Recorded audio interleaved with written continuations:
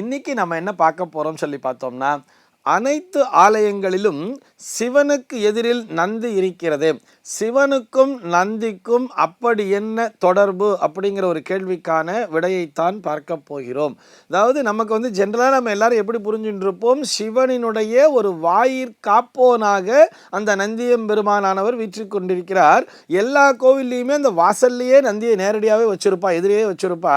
முதல்ல எப்படி அந்த சிவனை தரிசனம் பண்ணணும்னு சொன்னால், அந்த நந்திக்கு பின்னாடி போய் நின்றுண்டு அந்த கொம்புகளுக்கு இடையே நேரடியாக இறைவனை பார்த்து தரிசிக்க வேண்டும். அதற்கப்புறம் நேராக நந்திக்கு முன்னாடி வந்து நான் உள்ளே போகிறதுக்கு அனுமதி வேணும்னு சொல்லி அந்த நந்தியம்பெருமானிடம் அனுமதி பெற்று கொண்டுதான் நாம் உள்ளே செல்ல வேண்டும் அப்படிங்கிறதெல்லாம் நம்ம படிச்சிருப்போம். சிவனுக்கும் நந்திக்கும் அப்படி என்ன ஒரு தொடர்பு அப்படிங்கிறத தான் நம்ம இப்போ பார்க்க போகிறோம். அதுக்கு அந்த நந்தி புராணம் அப்படிங்கிறது நமக்கு விடையை தருகிறது. அதாவது நந்தி எப்படி தோன்றினார் அப்படின்னு சொல்லி பார்த்தோம்னா, இந்த திருவையாறு அப்படின்னு ஒரு ஊர் இருக்கு இல்லையா, அதற்கு அருகே அந்தனபுரம்னு ஒரு ஊர் இருந்ததாம். அந்த ஊரிலே சிலாத முனிவர் அப்படின்னு சொல்லி ஒருத்தர் இருந்தார். அவருடைய மனைவியின் பெயர் சித்திரவதிங்கிறது பேரு. இவாளுக்கு குழந்தை இல்லை அப்படிங்கிற ஒரு குறைங்கிறது இருந்துருந்தது. அப்போ அந்த சிலாத முனிவர் அந்த திருவையாறுல இருக்கக்கூடிய ஐயாரப்பரை நோக்கி தவம் இருக்கிறார். அவருடைய தவத்துக்கு மிச்சி அந்த ஐயாரப்பர் அவருக்கு தரிசனம் தந்து என்ன சொல்றாருன்னா, புத்திரகாமேஷ்டி யாகத்தை பண்ணு, புத்திரகாமேஷ்டி யாகத்தை பண்ணிட்டு அந்த யாக பூமி இருக்குல்லவா, அதை நீ உழுதே ஆனால் உழுது பாரு, அங்க உனக்கு குழந்தை கிடைக்கும்னு அவர் ஒரு ஆசீர்வாதம் சொல்றார். அதை கேட்டு இவரும் புத்திரகாமேஷ்டி யாகத்தை செய்துவிட்டு அந்த யாகம் செய்த அந்த பூமியை உழுகிறார். கலப்பையை கொண்டு உழும் பொழுது அங்கே ஒரு பெட்டியானது கிடைக்கிறது. அந்த பெட்டியை திறந்து பார்த்தோம்னா அதுக்குள்ள ஒரு குழந்தைங்கிறது கிடைச்சதாம். அந்த குழந்தைக்கு ஆனால் முகத்தை பார்த்தோம்னா ஒரு காளை மாட்டினுடைய அம்சத்தோடு அந்த முகம் மட்டும் இருக்கு. அப்போ ஒரு அசரீரி கேட்டுதான், இந்த குழந்தையை நீ வளர்த்து வருவாயாக, ஆனால் இந்த குழந்தையினுடைய ஆயுள் 16 வருஷம்தான். எப்படி மார்க்கண்டேயனுக்கு சொன்னாலும் அதே மாதிரி ஒரு அசரீரிங்கிறது கேட்கிறது. ஆனால் இவர் அந்த நேரத்தில் அதை பற்றி கவலைப்படலை. நமக்கு இறைவனினுடைய அருளால் ஒரு குழந்தை கிடைத்திருக்கிறதுன்னு சொல்லி அந்த குழந்தையை எடுத்து வளர்த்து வருகிறார். அது இறைவனினுடைய ஆணைப்படியே. நந்து அப்படின்னு சொன்னால் குழந்தைன்னு அர்த்தம், அதாவது காப்பவன் அர்த்தம், அதாவது குழந்தையாக இருந்து காக்கக்கூடியவன் அர்த்தம். அந்த நந்து நம்ம நந்தகோபாலன் அப்படின்லாம் கேள்விப்பட்டிருக்கோம் இல்லையா. நந்து அப்படின்னு சொன்னாலே அது அந்த பசுமாடு காளை மாடு இதோடு தொடர்பு படுகிறது.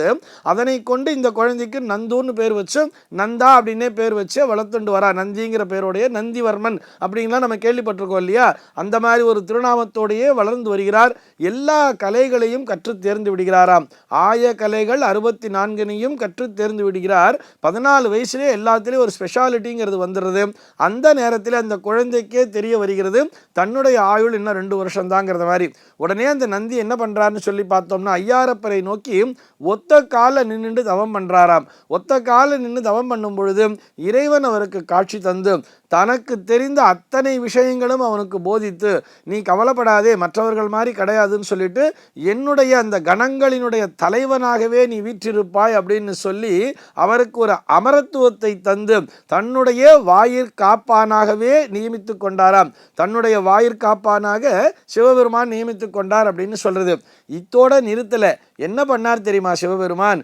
என்னுடைய வாயிற் காப்போனாக இருக்கக்கூடிய, என்னுடைய கணங்களின் தலைவனாக இருக்கக்கூடிய இந்த நந்திக்கு நான் தானே திருமணம் செய்து வைக்க வேண்டும்னு சொல்லி அவரே அவருடைய திருமணத்திற்கான முயற்சிகளை எடுக்கிறாராம்.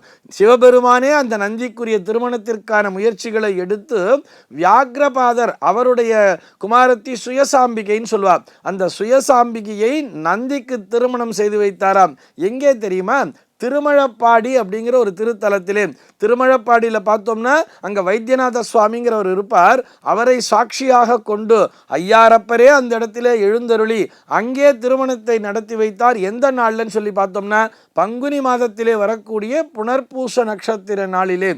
இன்னைக்கும் பார்த்தோம்னா அந்த பங்குனி மாதம் புனர்பூச நாளிலே அந்த திருமழப்பாடி திருத்தலத்திலே லட்சக்கணக்கான மக்கள் குவிவார்கள். அந்த நாளிலே நந்தியினுடைய திருமணமானது வெகு விமரிசையாக நடைபெறுகிறது. இன்னைக்கும் நம்ம அதை பார்க்கலாம். இதை நான் ஏன் இந்த நேரத்தில் வலியுறுத்தி சொல்றேன்னு சொல்லி பார்த்தோம்னா, இந்த திருமண தடை அப்படிங்கிறத பார்த்துட்டு வரா இல்லையா, நந்தி மாதிரி குறுக்க நிற்கிறாப்பா அப்படின்னு சொல்றா தெரியுமா. ஒரு தடை திருமண தடை அப்படிங்கிறது இருக்கு இல்லையா, அந்த திருமண தடை காண்பவர்கள் அனைவருமே இந்த பங்குனி மாதத்திலே புனர்பூச நட்சத்திரத்திலே அந்த திருமழப்பாடி திருத்தலத்திலே நடக்கக்கூடிய அந்த நந்தியினுடைய திருமணத்திலே கலந்து கொள்ளும் பொழுது அவர்களுக்கு அந்த திருமண தடை என்பது நீங்கி விடுகிறது. இப்படி நந்திக்கும் சிவனுக்கும் என்ன தொடர்பு அப்படின்னு சொல்லி பார்த்தோம்னா, தான் வேறு தன்னுடைய தொண்டன் வேறு அப்படிங்கிற மாதிரி பார்க்காம, தன்னுடைய அடியவர் வேறு அப்படிங்கிற மாதிரி பார்க்காம, சிவபெருமானே முன்னின்று போய் அந்த நந்தியினுடைய திருமணத்தையும் நடத்தி வைத்தார் அப்படிங்கிறதையும் நம்ம அந்த நந்தி புராணத்தில் படிக்கிறோம். இந்த திருமழப்பாடி திருத்தலம்லாம் நம்ம எல்லோருமே தரிசிக்க வேண்டிய ஒரு திருத்தலம். அங்கதான் பார்த்தோம்னா சுந்தரமூர்த்தி நாயனார் அழகா பாடியிருப்பார். பொன்னார் மேனியனே புலித்தோலை அரைக்கிசைத்துன்னு சொல்லி ஒரு தேவார பாடல், ரொம்ப ஃபேமஸான பாடல் இருக்கு தெரியுமா. அந்த பாடலானது பாடப்பெற்ற திருத்தலம் தான் அந்த திருமழப்பாடி. அது பார்த்தோம்னா இந்த கொள்ளிட நதிக்கரையிலே இருக்கும். அவ்வளவு அற்புதமான ஒரு ஆலயம். அது மாதிரி ஆலயங்களுக்கெல்லாம் நம்ம அனைவரும் போக வேண்டும், தரிசிக்க வேண்டும். அங்கே போனோம்னா அந்த நந்தியினுடைய புராணத்தை நமக்கு தெளிவாகவே சொல்வார்கள். இதையெல்லாம் நம்ம புரிஞ்சுக்கும் பொழுதுதான் இந்த சிவபெருமானுக்கும் நந்திக்கும் இடையே என்ன தொடர்பு அப்படிங்கிறதையும் பார்க்கலாம். ஆக நந்தி இல்லாமல் சிவபெருமான் இல்லை, சிவபெருமான் இல்லாமல் நந்தி இல்லை அப்படிங்கிற அந்த ஒரு கனெக்ஷனை நம்ம புரிஞ்சுக்கலாம். நம்ம இன்றளவும் சரி சிவாலயத்திற்கு போறோம் அப்படின்னு சொன்னா, நம்ம எவ்வளவு பெரிய விஐபியா இருந்தாலும் வாசல்ல போய் முதல்ல நின்று அந்த நந்தி இடத்திலே தலைவணங்கி நிற்க வேண்டும். தலைவணங்கி நின்று அவரிடத்திலே பிரார்த்தனையை செய்ய வேண்டும். எனக்கு உள்ளே சென்று சிவபெருமானை தரிசிப்பதற்கான அனுமதியை நீங்கள் அளிக்க வேண்டும் அப்படிங்கிற ஒரு பிரார்த்தனையை முன்வைத்து தான் நாம் உள்ளே செல்ல வேண்டும். ஏன்னா அந்த நந்திக்கு அதிகார நந்தின்னே பேர் தெரியுமா. அப்படி உட்கார்ந்துருப்பார், ஒத்த காலை தூக்கி வச்சுட்டு உட்கார்ந்துருப்பார். அந்த நந்தியினுடைய கொம்புகளுக்கு இடையே தான் இந்த பிரதோஷ நடனத்தையே நாம் காணலாம் சொல்றான். சிவபெருமானே நந்தியினுடைய தலையிலே நின்று கொண்டு நடனமாடுகிறார் அப்படின்னு சொன்னா அந்த நந்தியினுடைய மகத்துவத்தை சொல்லவும் வேண்டுமா. ஆக நாம் அனைவருமே அந்த நந்தியினுடைய அருளையும் பெற்றுக்கொண்டு இறைவனினுடைய அருளோடு நல்லபடியாக வாழ வேண்டும் என்பதே அடியேனுடைய பிரார்த்தனை. சர்வே ஜனாஹ சுகினோ பவந்து.